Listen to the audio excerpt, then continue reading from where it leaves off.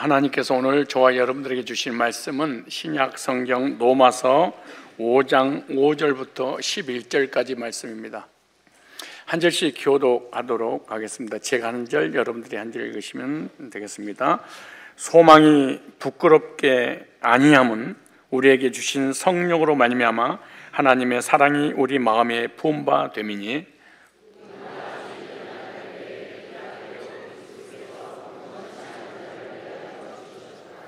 의인을 위하여 죽는 자가 쉽지 않고 선인을 위하여 용감히 죽는 자가 혹 있거니와,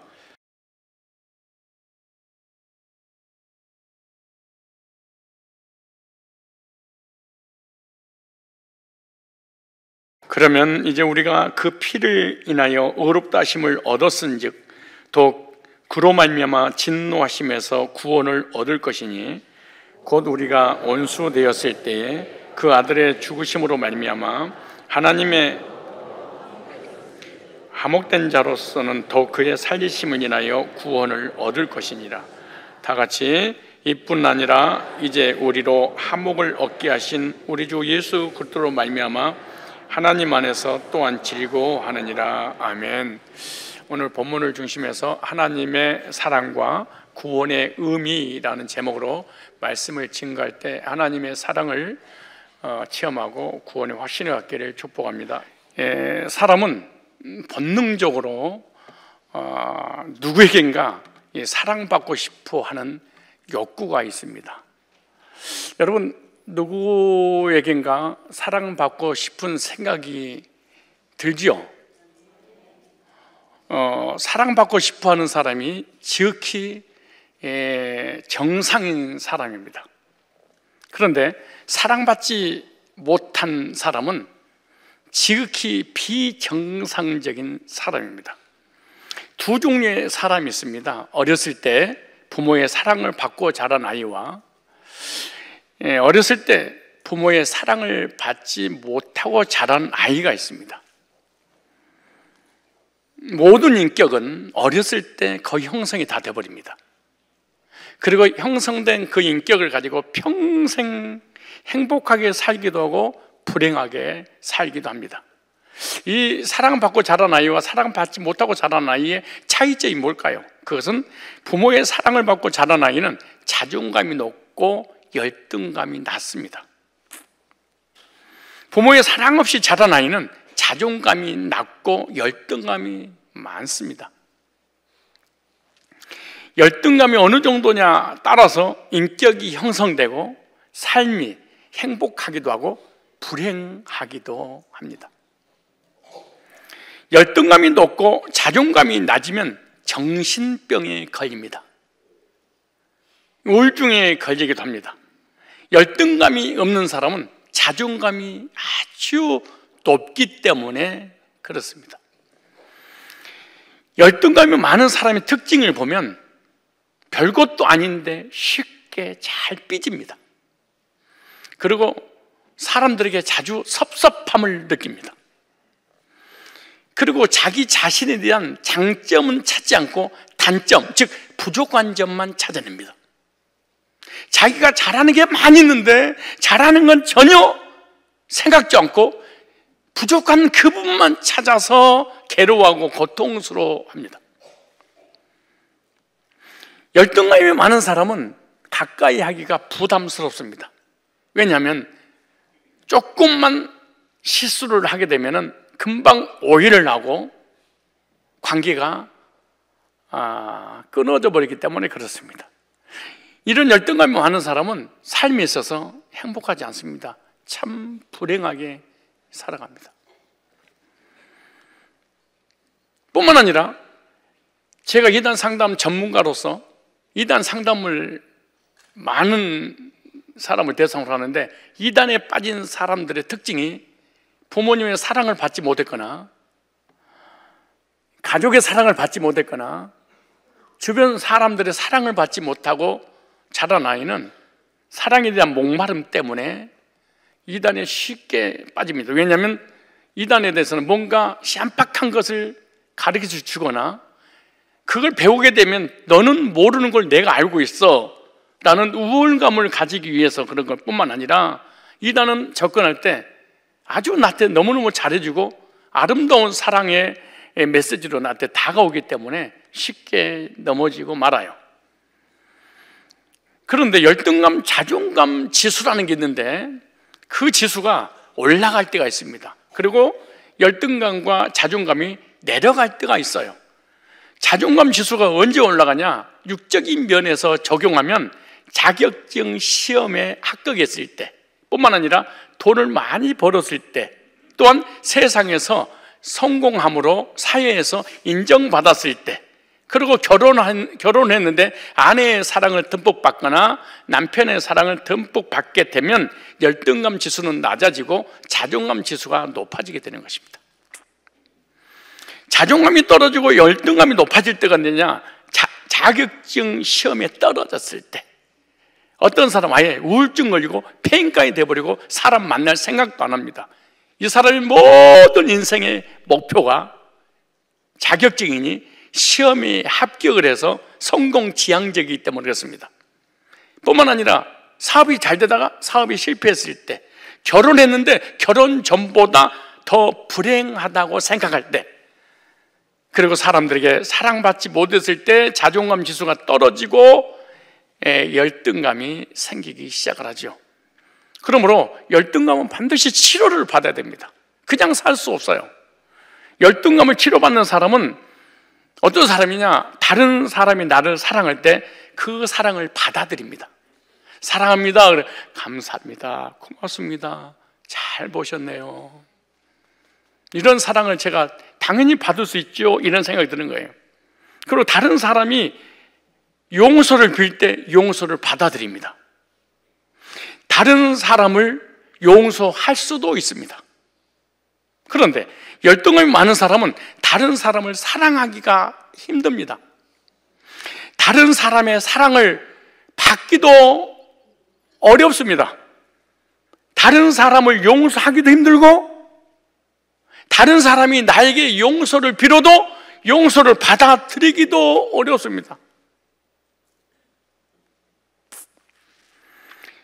그러므로 열등감은 반드시 치료를 받아야 됩니다. 인사하세요. 열등감 있으세요? 치료받으셔야 됩니다. 시작.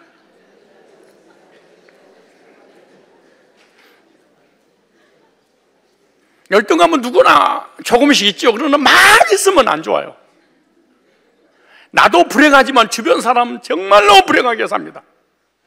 가정도, 사회에도, 사람 관계에 있어서도, 교회에서도 마찬가지. 이런 열등감이 많은 사람이 교회 중직을 맡기면 큰일 납니다. 늘 상처받고 인정받으려고 하기 때문에 비교의식이 충만해서 누가 사랑하라고 인정 안 해주면 그냥 삐져버려서 막 교회 공동체를 막 혼란스럽게 만들어버립니다. 이 열등감 때문에 그러는 거예요. 그래서 치료받으셔야 돼. 그럼 치료받는 방법이 있을까요? 있습니다. 하나님의 사랑을 받으면 치료받습니다. 누구 사랑을 받으면? 부모의 사랑, 형제의 사랑, 아내, 남편 사랑 받지 못했다 할지라도 하나님의 사랑을 받으면 7, 80%는 치료됩니다.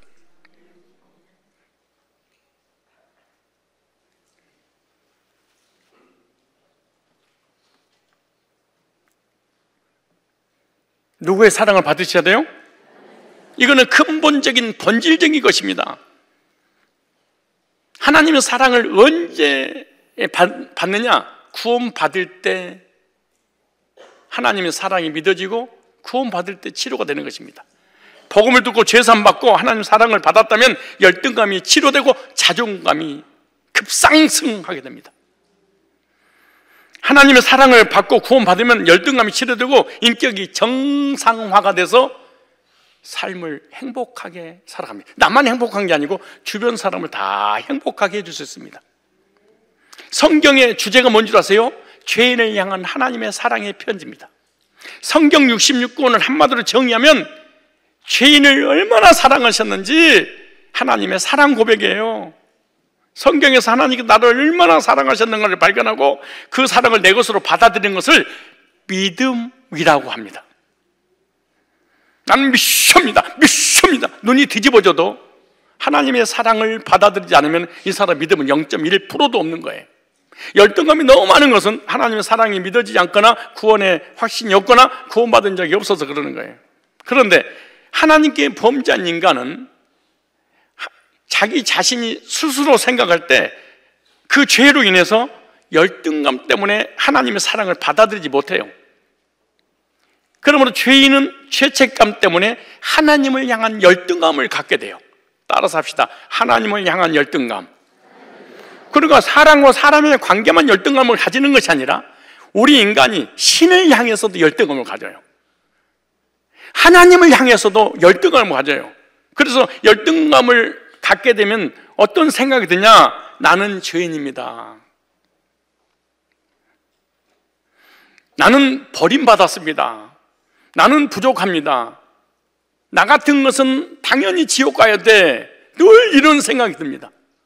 하나님이 나는 사랑하지 않아. 하나님이 나에게 복 주지 않아. 하나님 나와 함께 하지 않아. 이 하나님에 대한 열등감을 갖게 돼요. 그래서 무슨 일을 해더라도 하나님 나 복 안 줄 거야. 내가 잘 될 일이 없어. 하나님 앞에 벌 받아서 그래.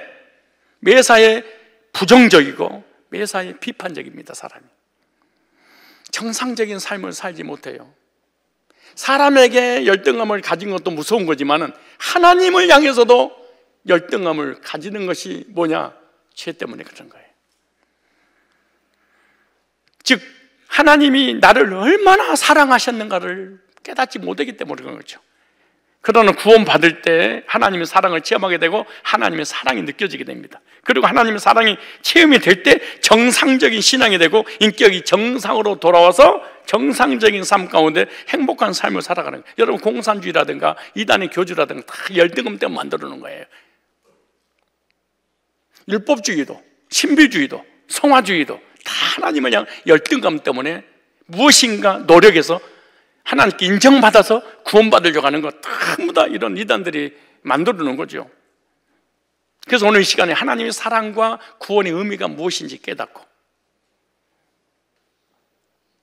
오늘 여기 오신 모든 분들 하나님의 사랑을 깨닫고 구원의 확신을 갖기를 주의 이름으로 축복합니다. 하나님의 사랑 어떻게 나타났을까요? 첫째, 죄인을 향한 하나님의 사랑은요 십자가로 나타났습니다. 즉 하나님의 사랑을 십자가로 표현했습니다. 하나님의 사랑을 아들 예수님을 십자가에 피 흘려 죽게 하심으로 하나님의 사랑을 우리 인간에게 보여주신 거예요. 하나님이 우리는 누구인지 몰라요. 하나님 어떤 분인지 몰라요. 하나님의 사랑 덩어리가 뭔지 몰라요. 근데 언제 아냐? 하나님께서 죄인을 얼마나 사랑하셨는지 십자가로 자기 자신을 표현해 주신 거예요. 그래서 오늘 본문에 로마서 5장 8절에 이렇게 말합니다. 우리가 아직 죄인 되었을 때 그리스도께서 우리를 위하여 죽으심으로 하나님이 뭐라고 그래요? 하나님이 우리에게 대한 자기의 사랑을 뭐 했다? 확증하셨느니라. 하나님의 변함없는 영원한 사랑을 우리가 알지 못하는데 그 하나님의 사랑을 알게 하시려고 아들을 십자가에 내어주심으로 하나님의 사랑을 이렇게 표현한 거예요. 그러므로 하나님의 사랑의 증표가 뭐냐? 십자가입니다. 십자가는 하나님께서 인간을 얼마나 사랑하셨는 것을 보여주고 계시는 거예요. 예수님의 십자가의 구속으로 하나님의 사랑을 나타내 보여주신 하나님의 행위입니다. 그래서 요한일서 4장 8절로 10절 하나님 말씀이 이렇게 말합니다. 하나님의 사랑이 우리에게 이렇게 나타난 바 되었으니 하나님의 사랑이 나타나기 전에는 하나님의 사랑을 깨닫지를 못해요. 그런데 나타난 바 되었으니 하나님이 자기의 독생자를 세상에 보내시면 유일하신 한 분 예수 그리스도를 세상 죄인을 구원하시려고 십자가에 못 박혀 죽게 하신 것은 보세요. 저로 말미암아 우리를 살리려 하심이라. 사랑은 여기 있으니 우리가 하나님을 사랑한 것이 아니요 오직 하나님 우리를 사랑하사 우리 죄를 위하여 화목제로 그 아들을 세상에 보내셨습니다. 독생자를 십자가에 내어주신 것은 하나님의 사랑의 표현입니다. 하나님의 사랑의 방법입니다. 하나님이 얼마나 우리 인간을 사랑하셨는지 아들을 십자가에 못 박아 죽겠어요. 그러니까 죄인을 예수님보다 더 사랑하신 거예요. 예수님과 우리하고 바꾸치기 한 거예요. 예수님은 십자가에 죽이시고 대신 죄인을 살리신 거죠. 그러므로 하나님의 은혜와 하나님의 사랑을 알고 받아들이는 사람은 하나님의 속죄를 나의 것으로 믿기 때문에 하나님의 사랑을 체험한 사람들입니다. 죄 사함의 확신, 속죄의 확신 있는 사람은 하나님의 사랑을 받아들이는 사람이에요. 나는 죄 사함의 확신, 속죄의 확신이 없습니다. 하나님의 사랑을 받아들일 수 없습니다. 그 말은 똑같은 거예요. 그래서 요한일서 4장 16절로 19절 말씀에 하나님이 우리를 사랑하시는 사랑을 우리가 무조건 믿는 것이 아니 알고 믿었나니 어떻게 한 거예요? 십자가 사랑을 통해서 이렇게 살아가시고 알고 믿었나니 하나님은 사랑이시라. 사랑 안에 거하는 자는 하나님 안에 거하고 우리가 그 뒷절에 보면 우리가 사랑하면 그가 먼저 우리를 사랑하셨습니다. 사람은 복음을 듣고 하나님의 사랑을 깨닫고 구원받은 순간부터 갑작스럽게 달라집니다. 여러분 교회를 10년, 20년, 30년 다니고 목사가 되고 장로가 되고 권사가 되고 집사가 되고 수십 년 동안 신앙생활을 하는데 왜 사람이 변화가 안 일어나느냐? 하나님의 사랑을 실제로 받아들인 적이 없습니다. 실제로 받아들인 적이 없단 말은 구원받은 적이 없다 그 말입니다. 하나님의 사랑을 받아들였단 말은 십자가의 구속을 나를 위한 것으로 믿었다 그 말이잖아요. 이렇게 믿으면 사람이 이상하게 바뀌기 시작합니다. 이상하게 변하기를 법으로 율법으로 행위로 어떤 은사로 어떤 능력으로도 사람이 안 바뀌는데 하나님의 사랑을 십자가로 통해서 경험하면 사람이 바뀌기 시작합니다. 나 같은 죄인 살리신 주의 놀라와 잃었던 생명 찾았고 광명을 얻었네. 독생자를 십자가에 내어 주기까지 사랑하셨다는 걸 믿어질 때 열등감이 사라집니다. 그리고 자존감이 높아집니다. 그리고 속죄의 기쁨과 마음의 평안이 임하고 결과적으로 행복한 그리스도인의 삶을 살아가는 거예요. 하나님의 용서와 사랑을 믿고 받아서 행복한 삶을 살아가는 우리가 되어야 될 줄로 믿습니다. 사랑하기 때문에 예수님을 보내주셨고요, 사랑하셨기 때문에 우리 죄를 용서해 주셨고요, 사랑하셨기 때문에 우리를 구원하셨고요, 사랑하셨기 때문에 지금도 이 자리에 함께 계시고 앞으로도 우리를 지켜주시고 보호하시고 인도해 주실 줄로 믿습니다. 하나님 우리를 사랑하시기 때문에 계속 용서하실 것입니다. 계속해서 사랑의 눈으로 우리를 보고 계시는 것입니다. 우리는 용서받은 특별한 사람입니다. 저와 여러분 하나님의 사랑받은 사람들인 줄로 믿습니다. 하나님께서 베푸신 엄청난 사랑을 받아들이는 것을 뭐라고 한다? 구원받았다 이렇게 말합니다. 하나님의 사랑을 받아들이지 못한다, 나는 구원받지 못했다, 이 말과 같은 말이죠. 구원받지 못했다는 것은 하나님의 구속의 사랑을 받아들이지 못했다. 나는 구원을 받았는데 구원이 흔들리는데요, 그것은 하나님의 사랑이 흔들린다 라고 하는 것입니다.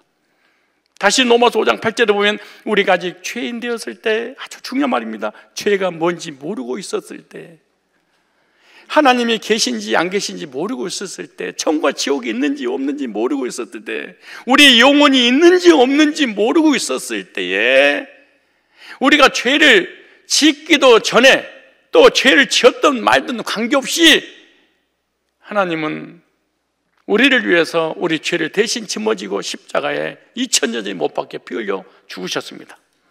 독생자를 십자가에 내어주신 하나님의 구속의 사랑을 믿고 속죄의 확신 가운데 평안을 누리며 행복하게 사는 저와 여러분이 되시기를 바랍니다. 하나님의 사랑은 죄인을 받으시는 사랑입니다.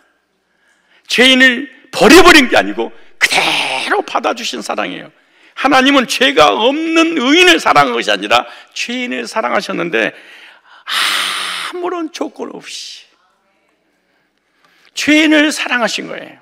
우리는 사랑하는 사람만 사랑해. 나한테 잘해주는 사람만 사랑해. 무슨 조건이 있어. 근데 하나님은 아무런 조건이 없어. 우리 부부의 사랑도요, 그건 사실은 무조건적인 사랑이 아닙니다. 조건이 있습니다. 뭔가 예뻤거나, 뭔가 지식이 있거나, 뭔가 사회적인 사람이거나, 뭔가 나한테 유익이 될 것 같으니까 결혼하지, 손해볼 것 같으면 결혼 안 합니다. 전부 다 조건이 있습니다. 자녀를 기를 때도 사실은 어떤 조건이, 무조건적인 것은 없습니다. 우리 인간은 조건이 맞으면 살고 조건 안 맞으면 안 살고 그러는 거 아니에요. 근데 하나님은 아무런 조건을 보지 않고 그대로 사랑하셨습니다. 율법을 지키고 회개하고 구제하고 선하게 사니까 그 행위를 보고 내가 너 사랑해 주지, 그런 사랑이 아니에요. 율법주의나 신비주의나 성화주의나 행위주의자는 나의 행위를 보고 하나님 나를 사랑하셨다 이렇게 말합니다. 그건 이단 교리지 성경은 전혀 단 한 절도 한 단어도 없습니다. 왜냐하면 로마서 5장, 오늘 다시 보세요. 본문에 본문 6절 한번 읽어보실까요? 6절. 자, 오늘 로마서 오늘 다시 본문 한번 읽어보세요. 5장 6절에 시작. 우리가 아직 연약할 때 기약대로 그리스도께서 경건치 않는 자를 위해서 죽으셨도다. 불경건한 죄인을 위하여 죽으셨도다. 죄를 회개하고 경건하게 사니까 용서해 준 게 아니고, 사랑해 주신 것이 아니고, 어떤 자를 불경건한 경건치 않는 더러운 자들을 위하여 죽으셨도다. 보세요. 10절에는 뭐라고 그럴까요? 시작. 곧 우리가 원수 되었을 때 그 아들의 죽으심으로 말미암아 하나님으로 더불어 화목되었은즉 화목된 자로서는 더욱 그의 살리심을 인하여 구원을 얻을 것이니라. 여기 로마서 5장 8절에 보면 죄인 됐을 때, 6절에 보면 불경건한 죄인들을, 10절에는 하나님과 원수를. 이 모습, 그 모습 그대로 받아주셨습니다. 원수를 어떻게 살아갑니까? 죄인은 어떻게 살아갑니까? 불경건한 자를 어떻게 살아갑니까? 하나님은 사랑하셨다 이렇게 말합니다. 하나님께 범죄한 이유, 인간은요 하나님께 버림받고 에덴에서 쫓겨났잖아요. 에덴을 잃어버리는 순간부터 우리 마음속에서는, 우리 인간이 딱 태어난 순간, 응애하고 엄마 뱃속 딱 태어난 순간 율법적인 생각이 딱 들어가 있습니다. 하나님께 버림받았으니까 하나님께 인정받으려면 착하게 살아야지,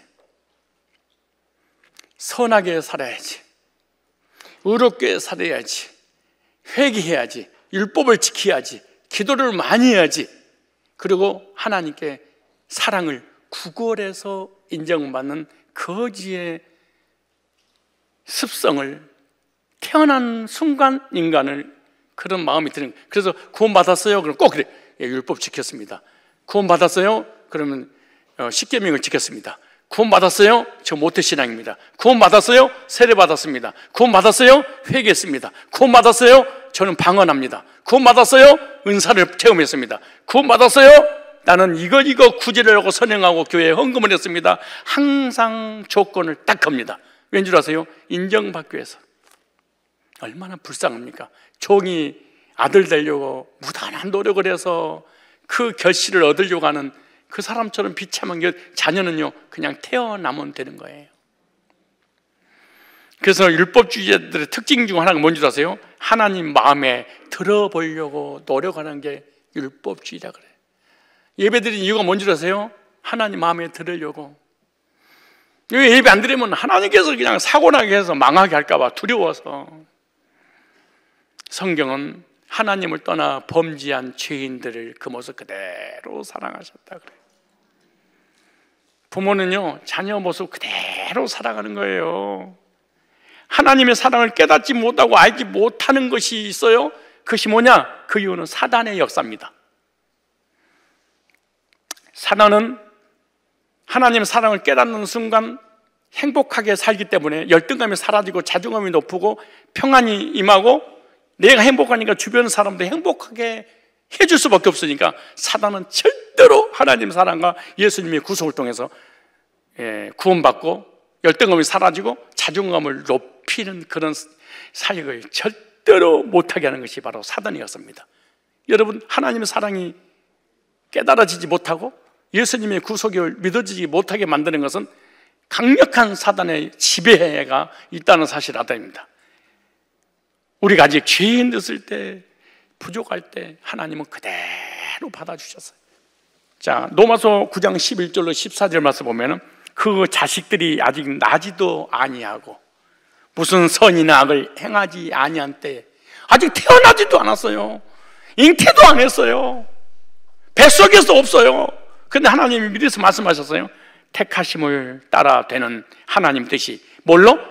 행위로 말미암지 않고, 행위로 말미암지 않고 오직 부르신 얘기로 말미암아 서게 하려 하사 리브가에게 이르시되 큰 자가 어린 자를 섬기라 하셨으니 기록된 바 내가 야곱은 사랑하고 예서는 미워하신 것 같으니라.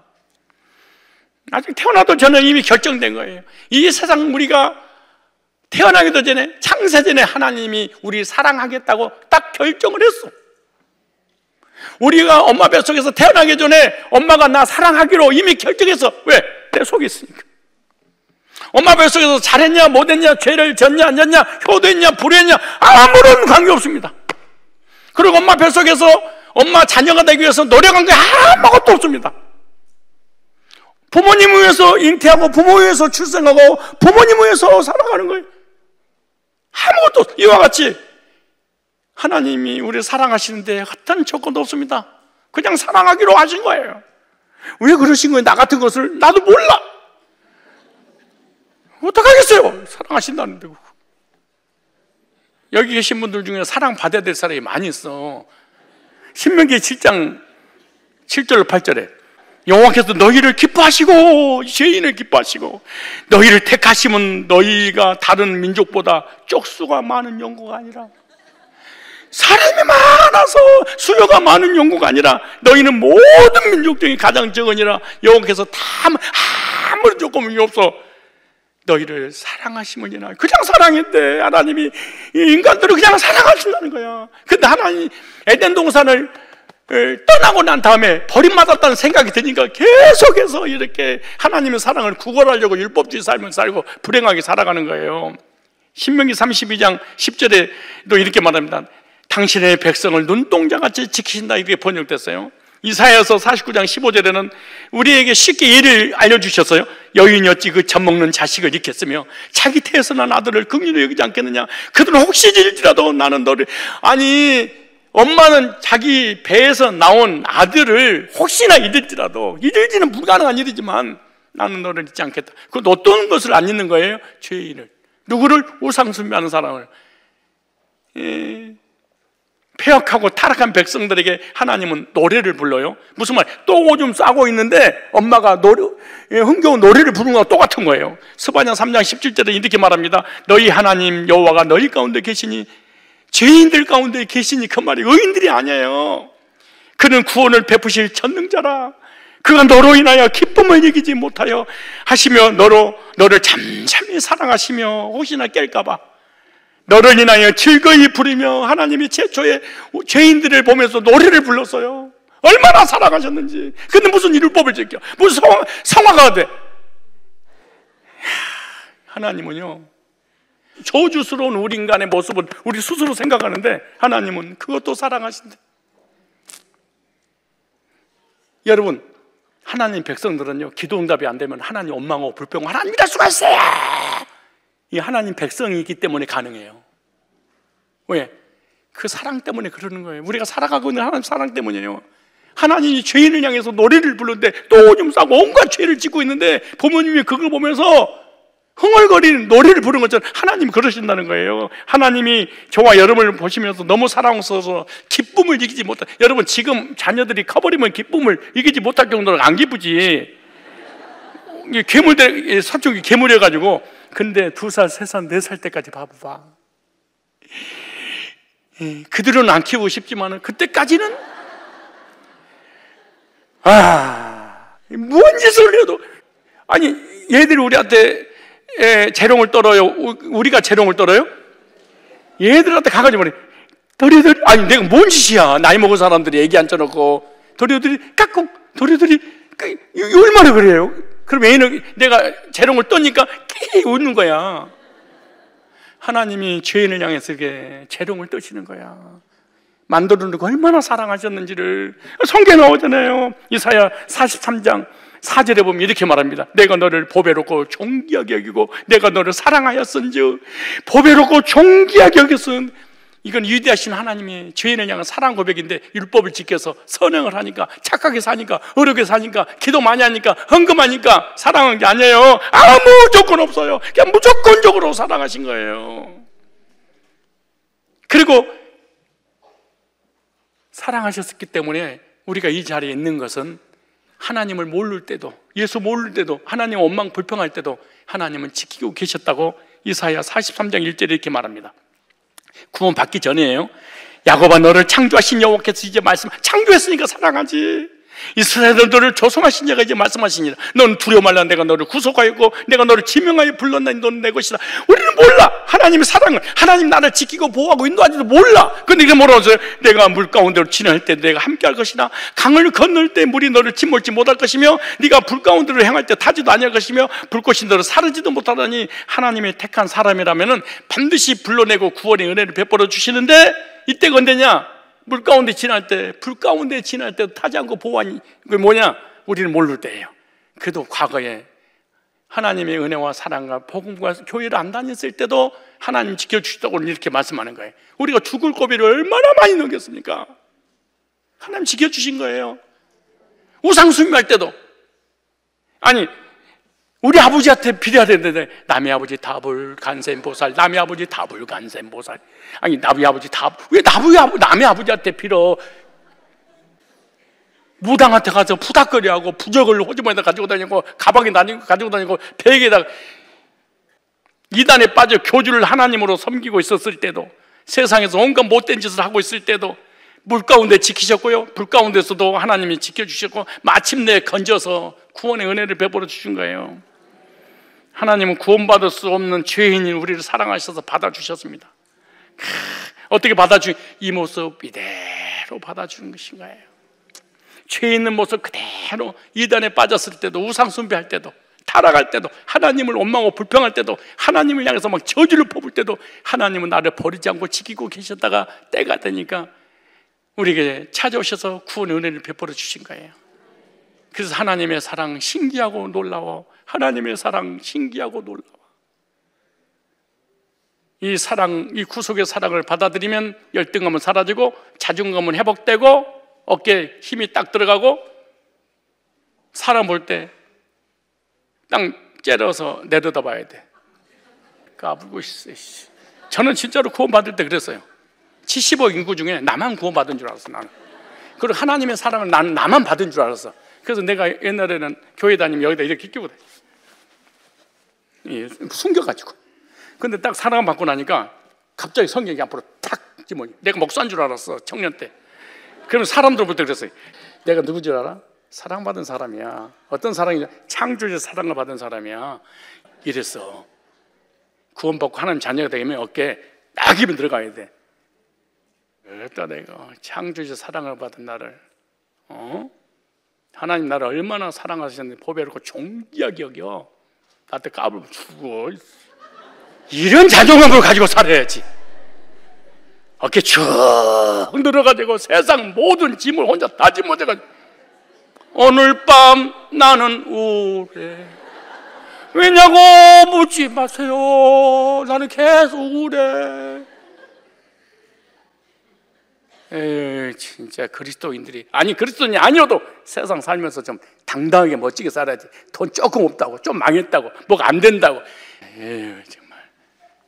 좀 망하면 어때? 하늘나라가 안 망할 건데. 좀 암 걸리면 어때? 하늘나라가 암 안 걸리는데. 사기 당하면 어때? 하늘나라가 사기 안 당하는데. 왜 그렇게 이런 사랑 받은 사람이, 무슨 말이냐? 열등감이 많은 사람은 당대함이 없어. 정말로 하나님 사랑과 예수님의 구속을 실제로 경험해야 돼. 그런데 왜 하나님 사랑과 예수님의 구속이 마음속에 확 닿지 않을까? 오늘 본문에 하나님의 성령이 오셔야 가능해요. 자, 5절 보세요.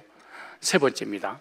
세 번째 5절 시작. 소망이 부끄럽게 아니함은 우리에게 주신 성령으로 말미암아 하나님의 사랑이 우리 마음에 분바되었으니, 성령께서 우리 마음에 부어주셔서 하나님의 사랑과 예수님의 구속이 믿어지겠다는 거예요. 자존감을 높여주고 열등감을 사라지게 하는 게 누구예요? 성령이 오셨다는 거예요. 성령이 아니고는 십자가의 하나님의 구속의 사랑을 알 수 없다. 그런데 한국의 성령을 너무 오해했어요. 한국산 성령은 세계적으로 없는, 성계에도 없는 성령이 있어요. 성령 받았어요? 성령 세례 받았어요? 방언 받았는데요? 예언했는데요? 환상 보는데요? 투시하는데요? 입신했는데요? 병고침 받았는데요? 음성 들었는데요? 이게 한국산 성령입니다. 성령은 남의 죄를 들춰내고 환상을 보고 은사를 체험하려고 오신 분이 아닙니다. 성령은 에베소서 1장 13절 보니까 너희가 진리의 말씀 곧 너희의 구원의 복음을 듣고 그 안에서 또한 믿어 약속의 성령으로 인치심을 받았으니, 복음을 듣고 믿어지게 하시려고 오신 분이 성령이에요. 한국산 성령 받았다고 하는 은사파들은요, 마치 무당하고 똑같아요. 무당이 사람들을 혼내고 비판하고 정지하고 복채받고 막 그러잖아요. 그리고 기도해도 혼자 산에 올라서 기도하고 혼자 신 받는다고 난리 치잖아요. 한국산 성령 세례 받았다고 하는 이 신비주의들도 혼자 기도하고요, 혼자 은사 받고요, 사람하고 교제도 이루어지지 않고 부정적이고 비판적이고 정지하고, 얼마나 이게 악한 짓입니까? 그런데 성공이에요. 여기 나오잖아요. 성령께서, 누가요? 그래서 요한복음 16장 13절에 보면 성령이 오시면 죄에 대하여 의에 대하여 세상을 심판하시리라. 심판에 대해서 세 가지를 하려고 오신다는 거예요. 성령 오시면 첫째, 죄를 하는 것은 예수 안 믿는 것이 죄란다. 지구상에서 가장 근저로 예수님 믿지 않는 죄란다. 둘째, 의라고 하는 것은 예수님이 너희의 죄를 위하여 십자가 못 박아 죽으시고 부활하셔서 너희들을 의인이라고 선언해 줄 것이란다. 이게 의란다. 세 번째, 심판은 세상 임금이 사망의 주관자가 심판을 받았으므로 너는 사망당하지 않고 영생을 얻게 되었단다 라고 이 세 가지 진리를 알려주기 위해서 성령이 오셨다, 이렇게 말합니다. 오늘 5절에도 마찬가지예요. 소망이 부끄럽게 아니하면 우리에게 주신 성령으로 말미암아 하나님의 사랑이 우리 마음에 부음받으시네. 성령이 오셨네, 성령이 오셨네, 내 주에 보내신 성령이 오셨네. 우리 인생 가운데 친히 찾아오셔서 그 나라 꿈꾸게 하셨네. 예수 믿고 죄산 받고 구원받으면 천국에 대한 소망을 갖고 살아가는구나. 성령이 안 오셔서 죄산 받고 구원의 확신과 하나님의 사랑이 믿어지지 않으면 어떤 일이 벌어지냐? 세상의 꿈을 꾸는구나. 그것도 예수님의 이름으로. 예수 이름으로 복받고 예수 이름으로 축복받고 예수 이름으로 잘되고 예수 이름으로, 그래서 예수 이름을 하나의 기복적 번영적 신앙으로만 받아들이지 성령으로 오셔서 거듭남의 역사가 일어나지 않는 거예요. 우리 마음속에 뭐라고 우리 5장 5절에 하나님의 사랑을 부어주심으로 구속의 사랑을 체험하겠다, 이렇게 말합니다. 그래서 성경을 통해서 하나님 우리를 얼마나 사랑하셨는가 기록된 것이고, 두 번째, 하나님의 사랑을 표현했어요. 뭘로? 십자가를 통하여 예수님을 못 박혀 피 흘려 죽게 만드심으로 내가 이렇게 너를 사랑한다. 이것이 안 믿어지지? 내가 성령을 보내줄게. 그래서 성령이 오셔서 영원하신 하나님 사랑과 예수님 십자가의 구속으로 거듭나서 죄에서 한번 구르게 돼서 하나님 자녀되어 이 세상 떠나간 날 천국 가는구나, 이게 믿어지게 하신 분 누구예요? 성령님. 이 세 가지 요소가 내 안에 딱 들어오면 어떤 일이 벌어지냐? 열등감이 사라지고 자존감이 높아지고 세상 사람 날 부러워 아니하여도 나도 또한 세상 사람 부럽지 않네. 엄청 부럽지요? 하나님이 주신 사랑 생각할 때면 할렐루야 찬송이 간신히 나네. 예? 저절로 나네. 죄송합니다. 저절로 나네. 그 한번 불러볼래요. 시작. 세상 사람 날 불러 아니하여도 나도 또한 세상 사람 부럽지 않네. 하나님이 주신 사랑 생각할 때면 할렐루야 찬송이 저절로 나네. 그래요? 그렇게 돼요? 열등감은 사라졌어요? 자존감이 급상승했어요? 마음이 평안이 와요? 기쁨이 있어요? 행복하게 살아갈 수 있어요?